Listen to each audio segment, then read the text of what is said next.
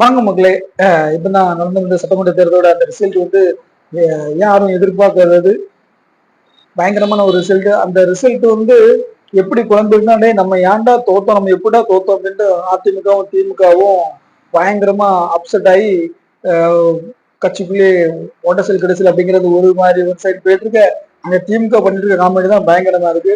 அதுல எப்படின்னா திமுக தோத்ததுக்கான காரணத்தை வெளியே சொன்ன விதம் தான் பயங்கரமா இருக்கு. ஆனா அது உண்மையான ஒரு காரணமா இருக்குமா? இதையே நம்பி இந்த தொண்டர்களை ஏமாற்றுறதா ஸ்டாலின், அல்லது இப்ப நாங்க நல்லாதான் பண்ணோம் ஆனா அது எப்படியோ தோத்துட்டோம் அப்படிங்கிற மாதிரி சொல்ற மாதிரி ஒரு தொண்டர்களை ஒரு உற்சாகப்படுத்துறதுக்கான ஒரு காரணமா? உண்மையான காரணங்கள் எல்லாம் என்ன? இதுல தாதைக்க வெற்றி பெறதுக்கான காரணங்கள் என்ன?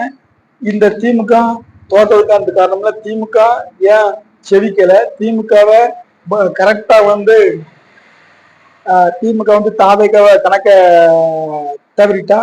நம்ம ஸ்டாலின் வந்து அவருடைய நிர்வாகிகள் கூட்டத்துல இன்ஸ்டாகிராம் மூலமா தான் விஜய் வெற்றி பெற்றுட்டார் அப்படின்னு சொல்லிருக்காப்புல. அது மட்டும் தான் சாத்தியமா இருக்கா? இன்ஸ்டாகிராம் மூலமா தான் தாவேக்கா வெற்றி பெற்றார் அப்படின்னா நீங்களும் தான் இன்ஸ்டாகிராம் யூஸ் பண்ணீங்க, அதிமுகவும் இன்ஸ்டாகிராமும் யூஸ் பண்ணிச்சு. அப்படி இருக்கும்போது நீங்க மட்டும் ஏன் வெற்றி பெறல? நான் தான் உங்கள் தேவா அப்படின்னு சின்ன குழந்தைகளை வச்சு கூட நீங்க ஒரு இன்ஸ்டாகிராம் தான் போட்டீங்க. உங்களுடைய இரண்டாம் கட்ட தலைவர்கள் ராதாபுரத்துல அப்பாவும் ஃபுல்லா இன்ஸ்டாகிராம் மூலமா தான் அவங்களுடைய அப்போ அப்பா அப்படி பண்ணாரு இப்படி பண்ண ஃபுல்லாவே போனாங்க. அப்படி பண்ண அவரையும் வெற்றி பெறல, உங்க கட்சியா வெற்றி பெறல. இது வந்து ஒரு தொண்டர்களை சமாதானப்படுத்துறதுக்காக இன்ஸ்டாகிராம் மூலமா தாவேக்கா வெற்றி பெற்றுட்டு அப்படின்னு நீங்க சொல்றீங்களா? அல்லது உங்க மேல உள்ள தப்ப வெளியே காட்டக்கூடாது அப்படிங்கறதுக்காக உங்க தொண்டர்களை நீங்க சமாதானப்படுத்தும் முயற்சியா அப்படின்ட்டு கேக்குறாப்புல. இல்ல தாவேக்கா ஒரு ஆளே இல்லை அப்படின்னு நீங்க லெப்ட் ஹேண்ட்கள்ல டீல் பண்ணதும் ஒரு காரணமா அமைஞ்சிருக்கா? ஏன்னா உங்களை பத்தி ரொம்ப அட்டாக் பண்ணாப்புல தாவேக்கத்துல விஜய் அவர்கள். ஆனா வந்து நீங்க எந்த இடத்துலயும் நீலாம் ஒரு ஆள் உனக்கு நான் எப்ப பதில் சொல்லும் அப்படின்ட்டு ஒண்ணுமே சொல்லாம கண்டுக்காம விட்டதும் ஒரு காரணமா அப்படிங்கறதான் ஒரு தெரியுது. சரி, ஆனா உண்மையில் நீங்க தோக்குறதுக்கு களத்துக்கு ஆராய்ஞ்சு ஒரு குழு எப்படின்னா போட்டிருக்கீங்க. அந்த குழு வந்து பார்த்துட்டு நீங்க ஒரு 3 மாசம் 2 மாசம் கழிச்சு அந்த அறிக்கையை சப்மிட் பண்ணி நீங்க அது சரி இதனாலதான் நம்ம தோத்தோம் அப்படிங்கிற ஒரு அறிக்கையை வெளியிட்டாலும் ஒரு நியாயமா இருக்கும். அதை விட்டுட்டு ஒட்டுமொத்தமா விஜய் தோக்குறதுக்கான காரணம் வந்து இன்ஸ்டாகிராம் மட்டும்தான் அப்படின்னு சொல்றது எந்த விதத்துல நியாயம்? இதை வந்து ஏத்துக்கொள்வாங்களா அப்படிங்கிறது தெரியல. ஓகே, திமுக ஏன் ஜெயிக்கலங்கிற காரணத்தை நமக்கு தெரிஞ்ச அளவுக்கு இன்னைக்கு பதிவு பண்றோம். அதே மாதிரி தாவேக்கா ஏன் செவுச்சு அப்படிங்கறது காரணத்தையும் நம்ம சேனல்ல இன்னைக்கு நம்ம பாத்துருவோம்.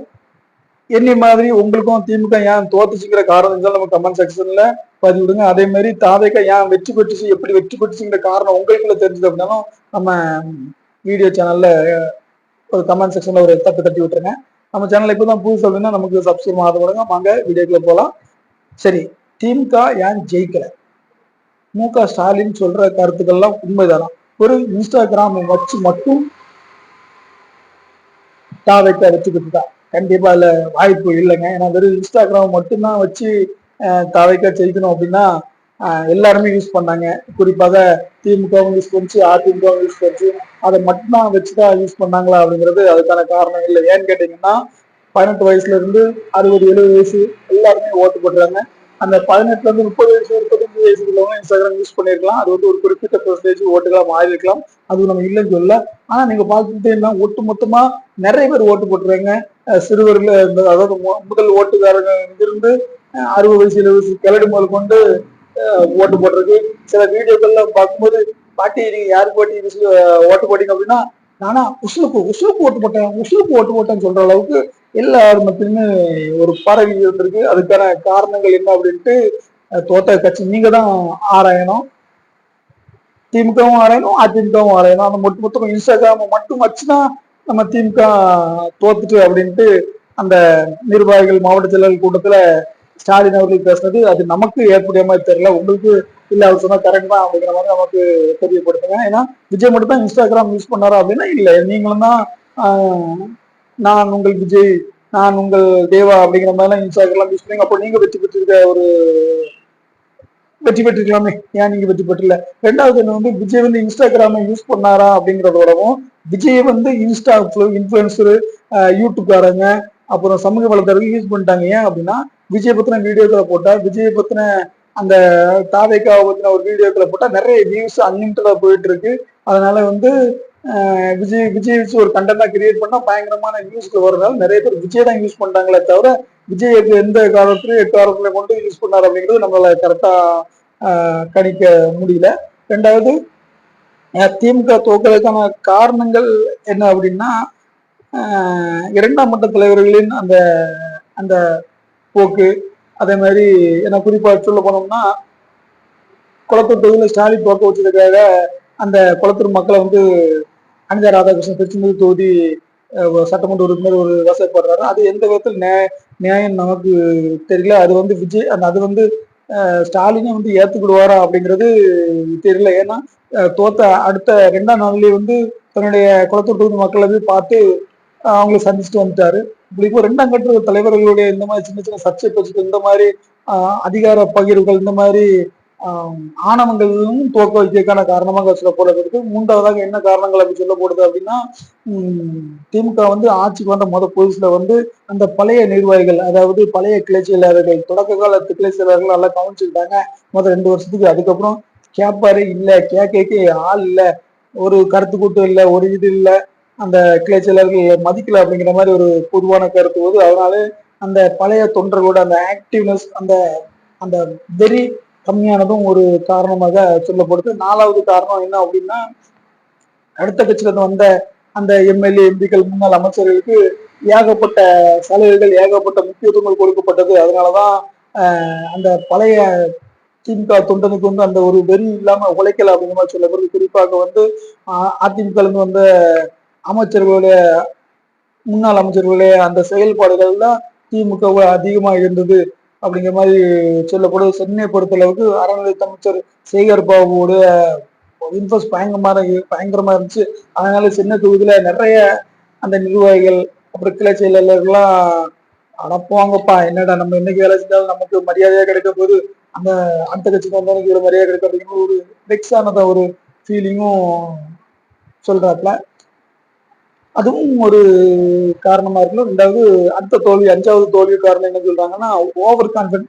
நம்ம பயங்கரமா பண்ணிட்டோம், நம்ம நம்ம அசைக்க முடியாத ஆட்சி கொடுத்துருக்கோம், தன்னைத்தானே நம்பினது. அதாவது நம்ப வச்சது. முதலமைச்சரை வந்து சில பேர் வந்து நீங்க பயங்கரமா ஆட்சி பண்ணிருக்கீங்க, அடுத்து நீங்க தான் அவங்கள திட்டங்கள்லாம் பயங்கரமா பேசப்படுது அப்படின்னு பொய்யான அறிக்கைகள் கொடுத்தது.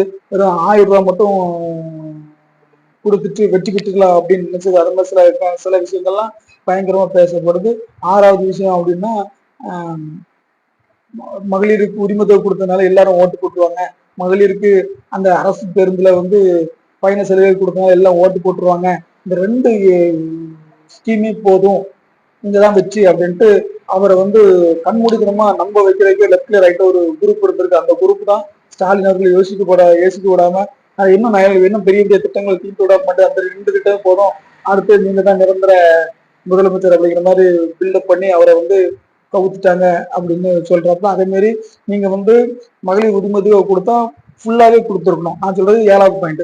நீங்க மகளிர் உதவி கொடுத்தா ஃபுல்லா கொடுத்துருக்கோம். இந்த தகுதி வாய்ந்த தகுதி இல்லைங்கிற அந்த இது வந்து இந்த மகளிர் உரிமத்தை வாங்க ஒரு குரூப் போட்டாலும் வாங்காத ஒரு குரூப் அவனுக்கு கொடுத்த எனக்கு தெரியல இல்லையா அப்படின்ட்டு கோபத்தின் வெளிப்படாம உங்களுக்கு போடாம விட்டுட்டு அப்படிங்கிற மாதிரியும் சொல்ல வருது. எனக்கு கிடைச்சா எல்லாத்துக்கும் கிடைச்சிருக்கணும், அல்லது கொடுத்தா எல்லாத்துக்கும் கொடுத்துருக்கணும்.